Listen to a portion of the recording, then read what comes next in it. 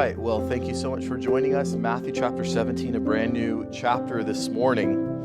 And the handout that we're going over, if you're watching online, this handout there's a link in our description for this video. You can find this handout in that description. Matthew chapter 17, there's a three-part outline for our simplified outline this morning. Verses 1 through 13, which is probably where we're going to spend most of our time this morning in Romans. We were just talking about Romans.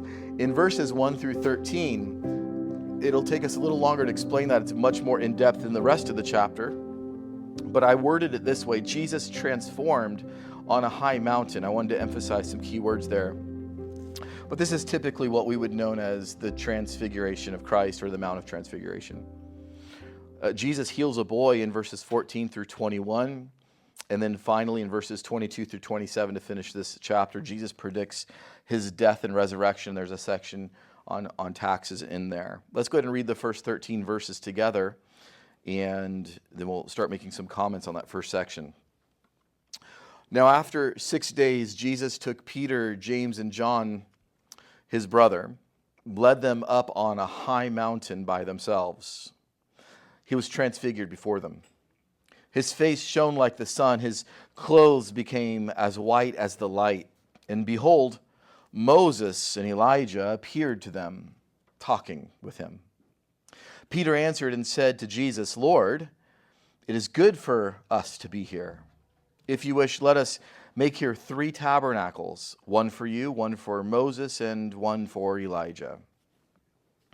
While he was still speaking, behold, a bright cloud overshadowed them, and suddenly a voice came out of the cloud, saying, "This is my beloved Son, in whom I am well pleased. Hear him." And when the disciples heard it, they fell on their faces and were greatly afraid. But Jesus came and touched them and said, "Arise, and do not be afraid." When they had lifted up their eyes, they saw no one but Jesus only. Now as they came down from the mountain, Jesus commanded them, saying, "Tell the vision to no one until the Son of Man is risen from the dead." His disciples asked him, saying, "Why then do the scribes say that Elijah must come first?" Jesus answered and said to them, "Indeed, Elijah is coming first and will restore all things. But I say to you that Elijah has come already, and they did not know him, but did to him whatever they wished. Likewise, the Son of Man is also about to suffer at their hands." Then the disciples understood that he spoke to them of John the Baptist. Let's go ahead and head back to verse number 1 and begin making some sense of this and making some observations. One thing I'll just say before we're getting started is, and you notice this in verse number 10, is that this is a vision. Most people miss that.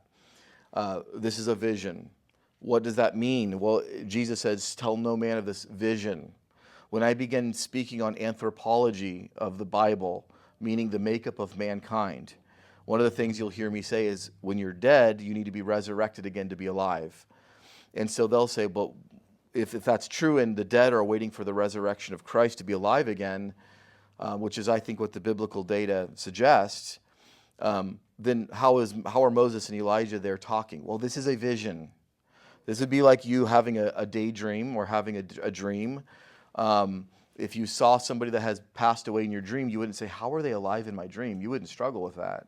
This is a vision. That's what's going on here. So there's a lot of very interesting things. I think as I was contemplating this week and what I think you could get out of this as we were studying this, I think one of the main things you can walk away from this study with is the importance of looking at all the accounts of the Gospels. So remember, we have Matthew, Mark, Luke, and John. They are all what we would call Greco-Roman biographers, meaning they are writing about the life of Christ. So we have 4 books here that are sources that are independent, and they're all writing about the singular idea of who Jesus is. And we're going to learn of the importance of kind of cross-referencing those this morning. And we don't waste any time to look at the apparent contradictions in verse 1. First of all, it says, after 6 days. Look, if you would, and look at Mark chapter 9 and verse number 2. Now, I have your parallel passages here in your handout. If you want to, it would be probably good to I'd probably encourage you to just leave your finger in Mark 9 or put something in Mark 9 and something in Luke 9, and we'll probably be referencing that most of this time this morning. But look at Mark 9 in verse number 2. Now, I have it up on the screen, Matthew 17. It says, after 6 days. By the way, this is talking about after 6 days after what? Well, remember after Peter's confession in Matthew 16. Who do you say that I am? We went over last week. So after 6 days. Now, here's what it says in Mark chapter 9 and verse 2. It says, now, after 6 days. We have agreement there. But hold your place there, and let's go to Luke chapter 9. Luke chapter 9 and verse 28. Luke chapter 9 and verse number 28 says this. Now it came to pass about 8 days after these sayings. Uh-oh. Well, what do we do with that? So we have 3 passages that are parallel here. In Matthew, Mark, and Luke. John doesn't record this event. And in Matthew and in Mark, it says after 6 days. And in Luke 9:28, it says about 8 days. And so folks have pointed to this and said, see, there's an error in the Bible. Well, let's just look at it and just think about it real quickly. If something's after 6, what is it? What's right after 6? 7. And if I use the word about, that's a modifier that does, by definition, about means not exact. Well, 7 is as close to 8 as you can get without being 8. So you have modifiers here. The modifiers are after, and the modifier is about. So I have in your handout here, 7 is both after 6 and about 8. In fact, it would be incorrect to say 8 and have the word about there. The word about indicates it's not 8. So about 8 could be 7. I suppose maybe it could include 8, but it could also maybe even include 9. And here in this case, we have after 6 and about 7. So after 6 and about 8. So 7 is both after 6. Last time I learned to count, 7 is after 6, and it's also about 8. So there's no contradiction here. In fact, let me tell you one of the benefits that we have of doing that quick study there. One of the benefits is if we were going to scam the world, we would not make such an obvious error. Well, this isn't an error, but we would make sure our stories line up in the perfect wording. But we're going to see in this study this morning that many things are worded like this in Matthew, Mark, and Luke. John leaves some stuff out here. In fact, the most in-depth version of our chapter this morning is found in Mark. Mark has the most information for this parallel passage. So if I were to write a book to scam the world, I would make sure all of it lined up perfectly. The fact that there's variation here actually lends credibility to the fact that they are writing independently of one another and they're wording things on their own merit and their own volition. So actually a different wording that means the same thing actually lends credibility to its truthfulness. You notice in verse number 1 also, this is Peter, James, and John. These 3 are partnered together quite often. They are referred to as the inner 3 quite often. They are the 3 that spent the most time with Jesus. Now, as Jesus led them up, notice it says that he went up to a high mountain. Now, the idea in the Bible, we've talked about this before, so I won't spend too much time on it, but there is a metaphor found in Genesis. Remember, in Genesis, we have the deep, the abyss, the sea is chaos. There's sea monsters there. It talks about in Genesis chapter 1. It's translated creatures in our English text, but it is the word for monsters or serpents. There's whales, and then there's something else in Genesis 1. It's translated as creatures, but really the word is serpent or monsters. I think we get a little clue into that in the book of Job when we talk about Leviathan. But there's these horrific things, and the water is viewed as chaotic in the Bible. And then dry land appeared after the Spirit of God moved in. So the metaphor is set in Genesis, and it carries all the way through Revelation, that water is unstable. It's the opposite of a foundation. It's not sure. It's chaos. And then God's Spirit moves into chaos, and dry land appears. Oh, I can put my feet on that. I can rest on dry land. So the higher the dry land, mountain, the higher the dry land, the more of the presence of God. And so mountain themes in the Bible always have to do with God's presence. So do the idea of clouds. But mountain, so he took them to not just a mountain, but a high mountain. I'm going to put something in our think tank that will make more sense when we get later in the chapter. But that means 3 of the disciples are with Jesus on the high mountain. That leaves 9 that are not on the mountain. We'll get to that a little bit later. Let's go look at verse number 2. He was transfigured before them. His face shone like the sun, and his clothes became as white as the light. Now we've got some similes here. So let's go ahead and identify our figures of speech. Well, one we have here is it says his face shone like the sun. Some folks would teach this that it was the sun. No, it's like. It's a simile. And also his clothes became as white as the light. Okay, so these are similes here comparatively. What happened was there was definitely some kind of an alteration of Jesus' appearance. Jesus' appearance somehow changed in front of them. In fact, this word transfigured is both used in Matthew and Mark. But let's go ahead and look at Luke chapter 9 and verse 29. We have four Greco-Roman biographers, and this morning 3 of them gave the record of this story, Matthew, Mark, and Luke. Matthew and Mark use the wording, but Luke uses different wording. Let's see what he says. Luke chapter 9, verse 29. Luke says it this way: as he prayed, the appearance of his face was altered. Altered. It says in the NKJV, altered. So transfigured in 2 places, altered in another, and yes, this is a different Greek word. So when we talk about transfigured, it just means changed or altered, and we see the different wording in these biographers. So again, we see the after 6 days, about 8 days. This speaks to the authenticity of the authorship. They're not going off of the exact same script. So Jesus was somehow changed in front of them. His face begins to shine. His clothes change. In some respect, Jesus was showing the glory of God through himself. He was taking the veil off for a moment and showing them who he was, that this is God who became flesh. God emptied himself and became flesh, and somehow Jesus is showing them his glory in some respect that is a mystery to us. Verse number 3. And behold, Moses and Elijah appeared to them, talking with him. Now, Moses and Elijah, representative of Moses is a representative of the law, and Elijah is a representative of the prophets. So here we have on the mountain, as Jesus is being changed in front of the inner 3, Peter, James, and John, there appear the law and the prophets before them. These 2 men represent the 2 divisions of the Old Testament, the law and the prophets.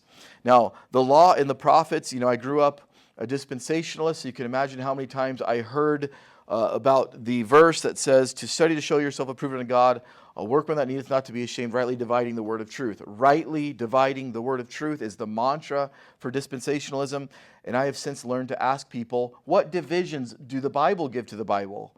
Well, the answer is it's the law and the prophets. Sometimes the writings are put in there in the poetic books, but or the Psalms, I should say, are in there representative of the poetic books. But we have the law and the prophets is the 2 main divisions of the Old Testament. Let me show you just a couple of those, and we won't spend too long on this. I just want you to see this because it is pretty significant.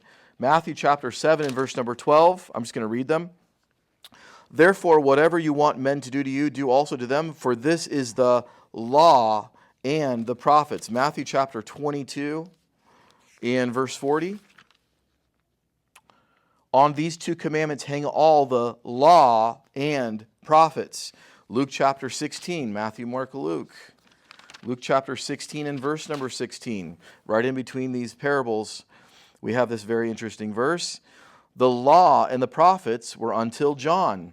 Luke 16:16. John chapter 1 and verse 45. John 1:45. I think you get the point. The law and the prophets are mentioned over and over again in the Bible. John 1:45, Philip found Nathanael and said to him, "We have found him of whom Moses in the law and also the prophets wrote, of Jesus the Nazareth." So here we have Moses in the law and the prophets. Acts chapter 13. Now, I'm omitting a lot here. We could actually even do more than these. But I wanted you to see how prevalent this was, because this is a major theme in the Bible. Acts chapter 13 and verse 15. And it states, "And after the reading of the law and the prophets," one more and we'll be done. Romans chapter 3 and verse 21. You say, why are you going through so many of these? Because this is a really big deal of what we're learning about on the Mount of Transfiguration here. Verse number 21, "But now the righteousness of God apart from the law is revealed, being witnessed by the law and the prophets." So now we have the idea of witnesses. The law and the prophets are witnesses. Okay? So we see these two characters again, don't we? We see these two characters in Revelation. Remember the two witnesses in Revelation 11, 1 through 6. And they are characteristically, holding back rain and all of the same characteristics we see in Moses and Elijah in real life. They're symbolic of the law and the prophets. So the law of God, Old Testament, the law of God and the prophets in the Old Testament are like two witnesses witnessing in court against apostate Israel. So Moses is the representation of the law, and Elijah is the representation of the prophets, and they stand as witnesses. In this instance in Matthew 17, they're standing as witnesses, please get this, endorsing a new thing, a new program. They're endorsing Christ as the new covenant. So we have the law and the prophets here, and they are now they are endorsing Christ. This is a political season. I think we all know what an endorsement is. And here we have Moses and Elijah endorsing Christ. Now, let me just do one other thing, and then we're going to take our break. Have you ever wondered what Moses and Elijah and Jesus were talking about? Wouldn't that be great to know? Wouldn't it be great to know what they were talking about as Peter, James, and John were there listening? Because it says they talked with them amongst themselves. Wouldn't you like to know? I've got great news for you. Let's go to Luke chapter 9 and verse 31. Let me show you what they were talking about, because Luke records this bit of information, and you're not going to believe what they were talking. Now, what do you think they'd be talking about? We have Moses as the law, representative of the law, and Elijah, representative of the prophets, and they are endorsing Christ, and they're the witnesses against apostate Israel, and Christ comes on the scene, and they start conversing with Jesus. Guess what they're conversing with Jesus about?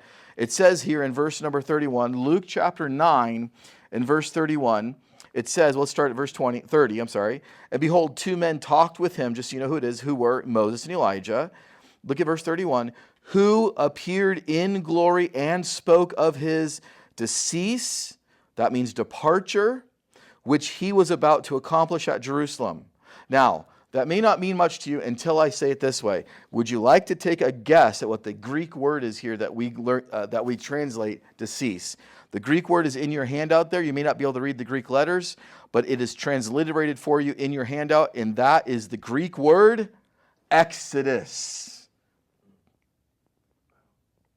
Whoa. Moses and Elijah, the law and the prophets, were having a conversation with God, with Jesus Christ, as the new covenant is about to roll in, and they were talking to Jesus about him doing the same thing Moses did, bringing the children of Israel out of Egypt. But Jesus is going to do that same thing, but it's going to be bringing out his followers out of Jerusalem. Does that, for those of you who've been following my Revelation study, ring some bells? Jesus is the new Moses. That's what all of Hebrews is about. Can you believe that's in the Bible? How clear is that? So Luke chapter Luke 9 verse 31 literally says that Moses and Elijah, if you can believe this is in the Bible, Moses and Elijah were talking to Jesus about the fact that he's going to accomplish an exodus. Imagine talking to Moses about something. He says, let me talk to you about the exodus you're going to accomplish from Jerusalem, not Egypt. Why? Because Jerusalem has become spiritually like Sodom and Egypt, it says in Revelation. Jerusalem is just as pagan as Egypt was. Jerusalem is the harlot. Apostate Jews are the harlot that we've been reading about throughout the whole Bible. It's like a conglomeration of them. It's even called that great city referred to as Babylon. Jerusalem is out. Jesus is in. And Moses and Elijah are there as witnesses of the law and the prophets, endorsing Christ as the new covenant and having a conversation with him how he's the new Moses. But he's going to accomplish his not out of Egypt. He's going to come out of Jerusalem. That is absolutely unbelievable. We're going to take our break there, and when we come back, we'll start on verse number 4. We are back at it in verse number 4. I want to make one quick comment on the word that we were talking about. That's the word Exodus. They were talking about is Exodus. When we were looking in Luke chapter 9 and verse 29, and we're talking about this concept of the Exodus, it is translated as talking about another way that we would talk about death in Luke 9:29. Now, is that what our verse was? 31, thank you. Who appeared in glory and spoke of his decease, which he was about to accomplish in Jerusalem. It'd probably be important for me to mention that, have you guys heard of the Greek mythology, the Greek god Thanatos or Thanatos? That's death. That means death in Greek. So there's another way to speak of death, because you're like deceased. In our culture, we use that when somebody's dying, and it could be used in this culture as death also. It just means a departure. But what's significant is Jesus is talking with Moses. And the word they chose to use is Exodus. The Greek word here is Exodus. It's literally how you say it. And so through that translation, it just means departure. So look at the verse it's talking about. As he prayed, an appearance of his, I keep getting the wrong verse, 31, who appeared in glory and spoke of his departure, Exodus, decease. Look at this, which he was about to accomplish at Jerusalem. And it was through the death of Christ that the people of Christ came out of Jerusalem and went to the wilderness. So this is a play on words. How do I know that? Because we're talking with Moses, and there's another general word for death we could have used if we were just talking about his death on the cross. So this is a play on words. It's Christ's exodus, his departure from life and his people out of Jerusalem. He's talking with Moses. So this is not by accident, okay? So I just wanted to make sure that you understood their little play on words there. All right, let's go back to Matthew chapter 17, and we'll begin at verse 4. So Peter answered and said to Jesus, Lord, it is good for us to be here. So Peter is awestruck. Peter sees Moses representing the law. He sees Elijah representing the prophets.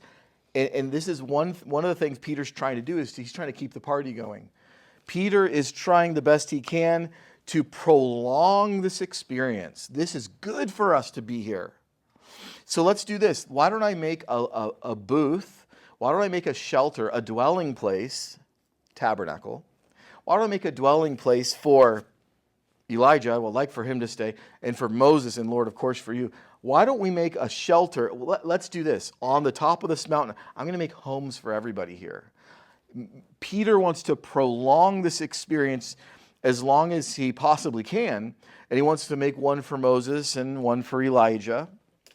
Now, these two here, I've already mentioned this, I have it in your handout, but these two here, they are endorsing Christ. These are the two witnesses, as we read in Romans chapter 3, verse 21. The law and the prophets were witnesses. So we're kind of coming to this. Would you have ever guessed all this is in Matthew? So this is the same stuff we talk about in Revelation. The Bible is one unified story.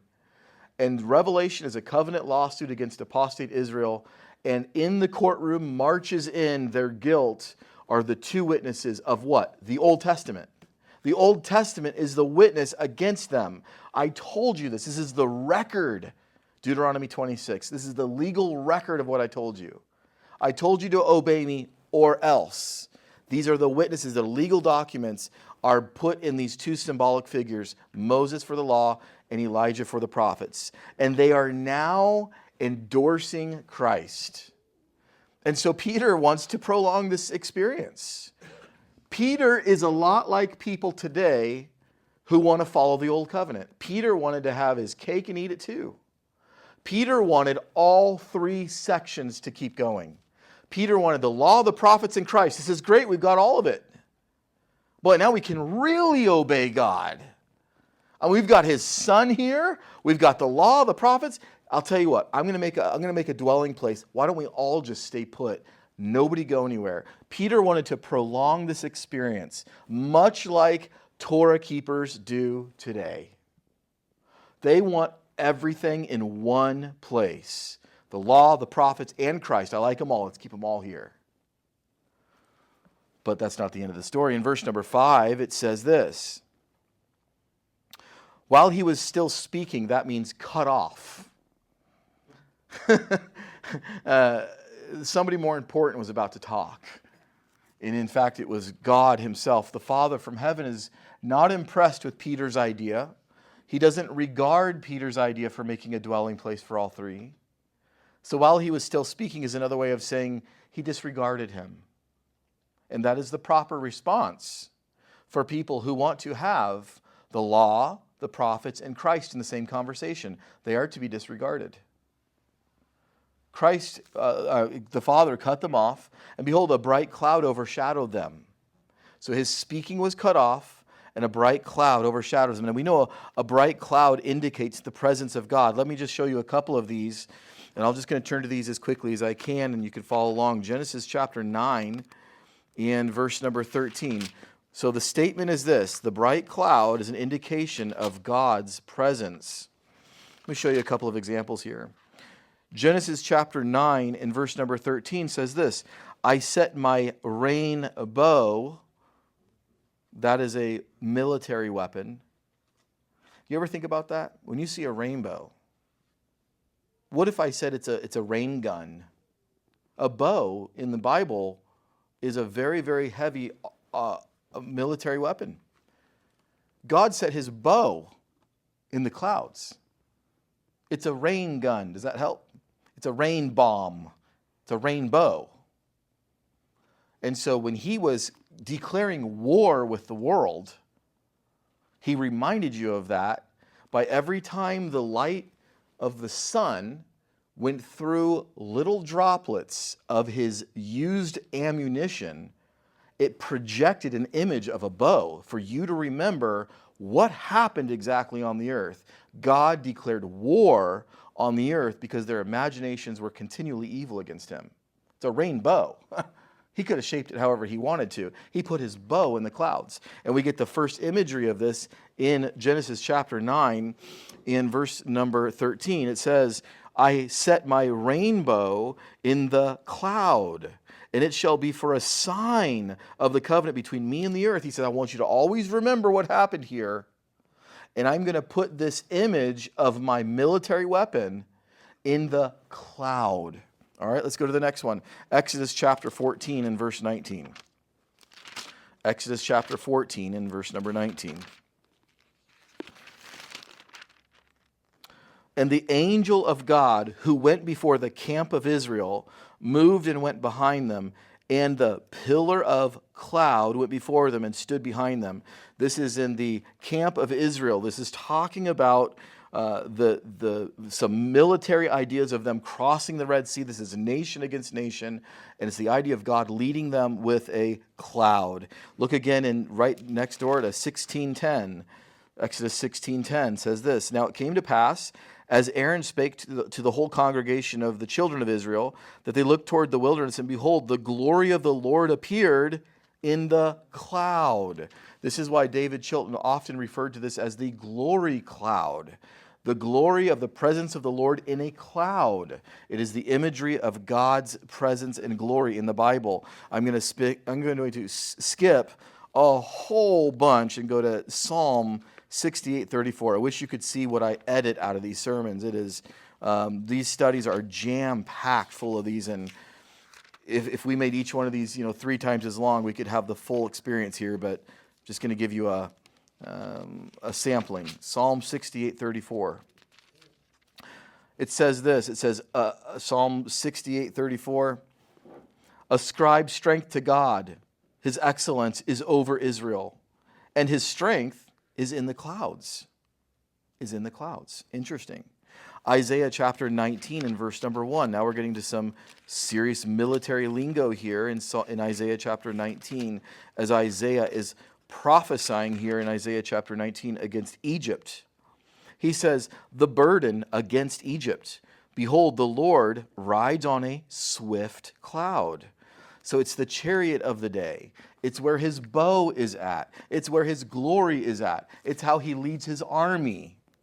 The cloud in the Bible is the presence of God. And here, when a follower of Christ, Peter, wanted to keep the law and the prophets and Jesus and make a dwelling place for all 3 of them so they could all live in harmony, God disregarded his request, cut him off, and overshadowed him with a bright cloud. You see the picture? This is not a time for you to talk. And by the way, you know what's very interesting here? Peter wasn't really sure what to say. It actually indicates in some other passages. It says he said that, and then in the parallel passage it says because he wasn't sure what to say. Isn't it interesting? People that feel like they always have to add something are sometimes in error. Sometimes it's better to not talk. Have you ever heard the old adage, it's better to keep your mouth shut and people think that you're stupid until you open your mouth and remove all doubt, something like that? It's better to be thought ignorant, I think is how, not stupid, but I'm paraphrasing, I guess. It's better to be thought ignorant than to open your mouth and remove all doubt, something to that effect. Peter here, just stop talking, man. Just stop talking. And so, out of the cloud, now out of the presence of God, out of his military might, out of his host of the armies of heaven, cuts off Peter and says to Peter, this is my beloved son. Who's he referring to? Moses, Elijah, or Jesus? Jesus, in whom I am well pleased. Out of Moses, Elijah, and Jesus, who are these people supposed to listen to? They're only supposed to listen to Jesus. This is my beloved son, in whom I am well pleased. Hear him. See, this is different. This is a swing for the Israelites. They have been told to listen to Moses. They've been told to listen to the prophets. Why have you not listened to the prophets? Why have you not listened to Moses? Now all of a sudden, I got all of them. Oh, this is great. We're going to have a dwelling place here. You can all. This is my son. Hear him. That's a change. It's a change. So let's look in verse number 6. And when the disciples heard it, they fell on their faces and they were greatly afraid. They're starting to realize Jesus is the one that is fulfilling all the promises of Israel. He's taking over for the law and the prophets. They're realizing the gravity of who's in front of them. There's a new sheriff in town. And so they fall on their face and they're scared. Verse 7, but Jesus came and touched them and said, arise, do not be afraid. Whew. That's a moment, isn't it? Could you imagine, guys, being in the presence of Jesus? It's Joseph and Mary's kid, the one from Nazareth. And you realize as he transforms and changes, alters his image, and God says, this is my son. He's taking over for Moses and Elijah. Whatever he says, I want you to do. And you just tremble. You're like, I think that's God in the flesh. I think that's the Messiah. And out of fear, you fall over. You're trembling, just hoping you could get out of his presence because you're fearful to be in his presence. And you guard your face and you guard your head, knowing you're unworthy, and you just feel somebody come over and touch you. And he says, arise, get up. Guys, get up. Don't be afraid. Get up. Here's the thing. When they lifted up their head and they lifted up their eyes, they saw no one but Jesus only. Well, let's think together. What does that mean? Who's gone? That was there. Moses is not there anymore. Elijah's not there anymore. This is an illustration of God saying that the law is done away with. The prophets are done away with. My son has come. Who are you supposed to listen to? Jesus. Jesus. Verse number 9, now as they came down from the mountain, Jesus commanded them, saying, tell the vision to no one until the Son of Man is risen from the dead. Now this is interesting because everything they just saw was accurate. Jesus is who they thought he was. Jesus was the Messiah. Jesus was fully the Son of God, and he was indeed God himself who emptied himself and became flesh. But he doesn't want the general population of the world to know this until after he's risen from the dead. This is the exact same reason of why he would heal somebody and say, you don't need to tell anybody what you saw here. Don't tell anybody about this. Why did he do that? Because he loved them enough to want to heal them. But he wasn't doing it for fame because he needed to go to the cross. So Jesus is saying, it's important for you three to know because you three lead the other 9. I need you three to know who I am. But do me a favor on this one. I don't want you to express this to anybody until after my death and my resurrection. So very interesting. 2 thoughts on this that I have in your handouts. One, from verses 6 through 9. 1, Moses and Elijah went away. That means the law and the prophets that went away, which of course means the age of Christ was here. And the second thing to make sure you know from that is it's a vision. This is a vision. It's kind of like a daydream or a trance. And this is no problem that Moses and Elijah would be there. And you say, how did they even know it was Moses and Elijah? Well, they could have introduced themselves. The Bible doesn't tell us all the details. They knew it was Moses and Elijah. Of course, we learned in Luke 9 they were talking with Jesus. Maybe Jesus said their name as they were talking. Who knows? But the big thing is this is a vision that God gave these 3. And so this doesn't mean historically Moses was raised from the dead or historically Elijah was raised from the dead. This was a vision. So it's very important we understand that. Verse number 10. His disciples asked him, saying, why do the scribes say that Elijah must come first? Now this gets a little interesting here. But Jesus answered them and said, okay, do we know what's being said here in verse number 10? The scribes are saying, we're waiting for Elijah to come. We're waiting for Elijah to come. Because they're getting the understanding that Messiah is here. And they're like, wait, I thought Elijah was going to come first. Right?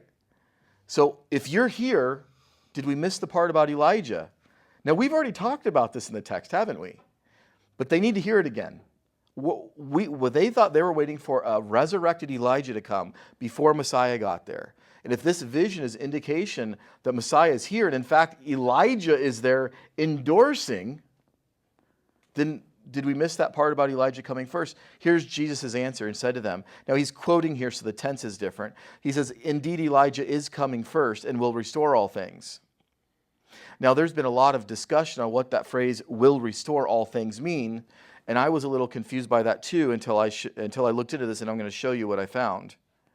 But Jesus is using that same tense, and he says, Elijah is coming first and will restore all things. But just keep in mind, as he's saying that, it's already happened. Because it says in verse number 12, but I say to you that Elijah has come already, and they did not know him, but did to him whatever they wished. Now, he says, likewise, or just like that, the Son of Man is also about to suffer at their hands. And now at that point, they knew and understood that he spoke to them of John the Baptist. So John the Baptist was the fulfillment of Elijah coming first. Now, but that does leave one question before we close today. And that is this. What are they talking about in verse 11? And Jesus answered and said, indeed, Elijah is coming first and will restore all things. That kind of threw me for a loop. What exactly is John the Baptist? If we're to understand this as John the Baptist, what exactly did John the Baptist restore? You won't know the answer to that until you turn to Malachi chapter 4. So it's going to be just basically just a little bit to your left because it's the last Old Testament book just before Matthew. In fact, this is how the Old Testament closes in our in our canon, Malachi chapter 4. Malachi chapter 4, and look at verses 5 and 6. Here's how the Old Testament ends in our Bible. I'm saying that because the Jewish Bible is 2 Chronicles. He says, behold, Malachi is prophesying, behold, I will send you Elijah the prophet before the coming of the great and dreadful day of the Lord. And he, that is Elijah, will turn the hearts of the fathers to the children and the hearts of the children to their fathers, lest I come and strike the earth with a curse. Interestingly, in your Bible, the very last word of the Old Testament is curse. And Elijah is promised to come before, it says, the great and dreadful day of the Lord. So, who's Elijah? Well, we already know that Elijah is a blanket term. Elijah represents all the prophets. Now, they didn't know John the Baptist's name, and so they called him Elijah. He's a prophet that's coming. So when John the Baptist came, Jesus said, that's Elijah. That's the Elijah we're talking about. It's not a resurrected Elijah. He's Elijah, meaning he's of the order of Elijah. He's a prophet. And so they called John the Baptist Elijah. But that does leave one question. Jesus said, indeed, Elijah is come and first will restore all things. This took a little digging to do. But once I found it, I was like, of course. The word restore there, and I'm sorry to do a translation thing on you, but that's the answer here, so I can't change it.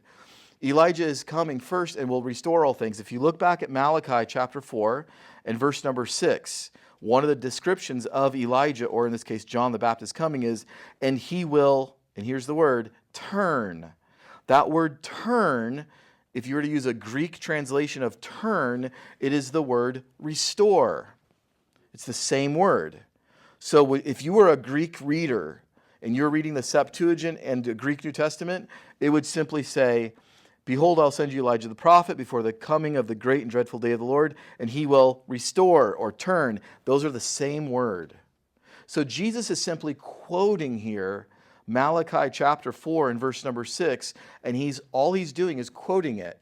It just unfortunately gets lost in translation that this is the same word from the word turn. I don't know, what's the King James there? Is it turn in Malachi 4:6? Is it and he will turn, if anybody has King James? And then I wonder what King James also is in Matthew 17. It's turn in Malachi. In Matthew 17:11, indeed Elijah is coming first and will. I wonder if they are consistent in that. No. Is it restore there too also? No. Indeed Elijah is coming first and will. He will turn the heart of the fathers to the children. It's restore there too? Yeah. Okay, so the NKJV followed it. So you can see how you would almost, if you didn't have original languages, you'd be confused by that. Because you go, well, what is Elijah restoring? All they're doing is quoting Malachi chapter 4 and verse number 6. It just says, he will turn the hearts of the father to the children, hearts of the children to their fathers, lest I come and strike the earth with a curse. So all Jesus is doing is quoting this here. So you get lost in translation a little bit, unfortunately. But Jesus confirms in verse number 12 that this has happened already. So I don't have the time to do this because we're out of time for today. But here's the interesting part here. There's a comparison you can do between Elijah and John the Baptist. They're actually kind of similar people. They presented themselves very similarly. They were received very similarly. Elijah and John the Baptist have some very interesting parallels. Also, Elisha and Jesus have some interesting parallels. Elijah was the forerunner of Elisha. Tell me that's not confusing. And John the Baptist is the forerunner of Christ. So if you do a little study here, you'll see Elijah and John the Baptist have interesting parallels, and Elisha and Jesus also do. So there's kind of a Elijah, Elisha have an interesting relationship, like John the Baptist and Jesus have a relationship there. And Jesus is saying, this has already happened, and I'm going to suffer many things. And by the way, they already cut off John's head. They're going to hurt me in the same kind of way. And then the disciples went, oh, he's talking about John the Baptist. And they understood it. So you can see verses 1 through 13 are packed. The rest of this chapter will go a little quicker than this. But there was so much callback and so much covenantal lingo in 1 through 13 that I thought it was necessary to spend that much time on it.